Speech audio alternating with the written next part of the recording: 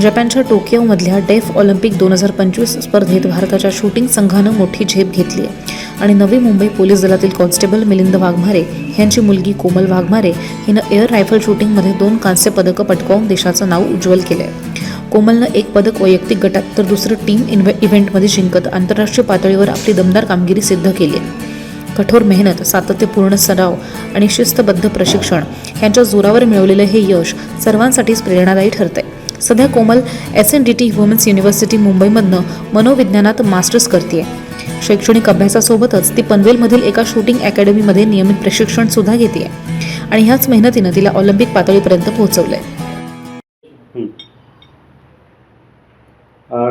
कशा प्रकारे तुम्ही मेडल जिंकला आणि काय तुमच्या उमेद आहे, कशा प्रकारे तुम्ही बघता, जे फॅमिली आहे कसा सपोर्ट होता आणि जे गुरुजन आहे तुमचा कसा सपोर्ट होता?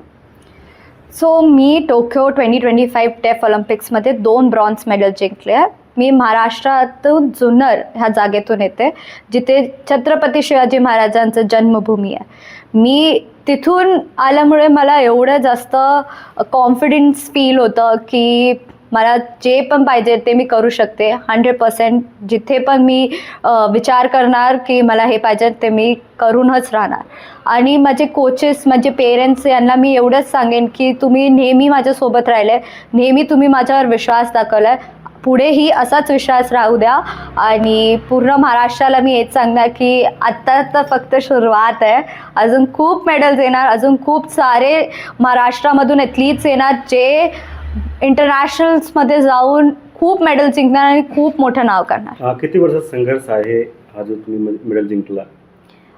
मी 2021मध्ये स्टार्ट केलं होतं शूटिंग प्रोफेशनली करणं आणि आत्ता लास्ट मंथपर्यंत मी स्ट्रगल करत होते आणि आज माझ्याकडे 2 ब्रॉन्झ मेडल्स आहेत जे माझं पूर्ण स्ट्रगलला जस्टिफाय करतं. महाराष्ट्र शासन आणि भारत सरकारला काय उमेद आहे तुमच्याकडे, कसं प्रकार तुम्ही बघतात तुमचं? मी भारत सरकारकडे आणि महाराष्ट्र शासनकडे हे रिक्वेस्ट करते की मला एक चांगलं पद ऑफर करा, सो दॅट की मी अजून मोठं स्पोर्टिंग इकोसिस्टम बनवेल, जिथे कॉमनवेल्थ 2030मध्ये जे होणार आहे तिथे पण अजून खूप सारे ॲथलीट्स जे चांगलं परफॉर्म करतील, मेडल्स आणतील. आणि हे इकोसिस्टम खूप इम्पॉर्टंट आहे जे ग्रासरूट लेवलवरून आपण बनवू. आणि मी एक चांगलं प्रतिनिधी करेल ॲथलीट्ससाठी आणि बाकी सगळ्यांसाठी जे स्वतःच्या ड्रीम्समध्ये बिलीव्ह करतात की ते हे करून दाखवू शकतात. आई कसा सपोर्ट होता तुमचा? माझे पप्पा महाराष्ट्र पोलीसमधून आहेत आणि माझी मम्मी एक हाऊसवाईफ आहे, पण त्यांनी खूप टाईम नंतर परत शिक्षण घेणं हे सुरुवात केलं आहे आणि ते आता एक पर्स्युइंग टीचर आहेत. आणि माझे दोन्ही सिस्टर्स एज्युकेशनमध्ये खूप चांगल्या आहेत. माझी यंगर सिस्टर सायकॉलॉजी करते आणि माझी ओल्डर सिस्टरनी लॉयर आहे. सो मी एक अशा फॅमिलीमधून बिलॉंग करते ज्यांनी शिक्षणाला हमेशाच प्राधान्य दिलं आहे आणि त्यांनी नेहमी मला हे सांगितलं आहे की जे पण करशील ते दिल लावून कर, एकदम मनापासून कर, जे पण करणार तिथे तू बेस्ट दे.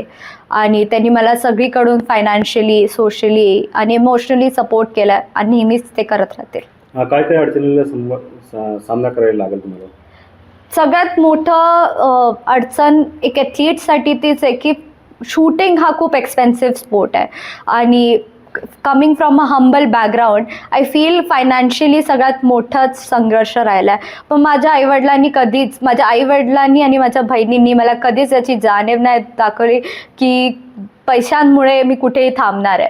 त्यांनी नेहमीच त्यांचे स्वतःचे स्वप्न मारून माझ्यासाठी जागा बनवली, माझ्यासाठी वेळ काढला आणि हा सपोर्ट सगळ्यात जास्त सपोर्ट आहे.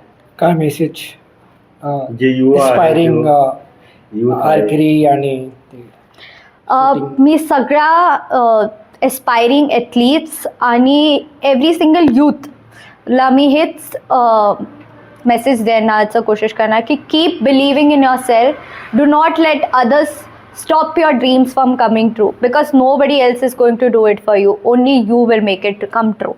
So always keep believing in yourself and work as hard as you can, because this is the time when we need to do it for India. Thank you.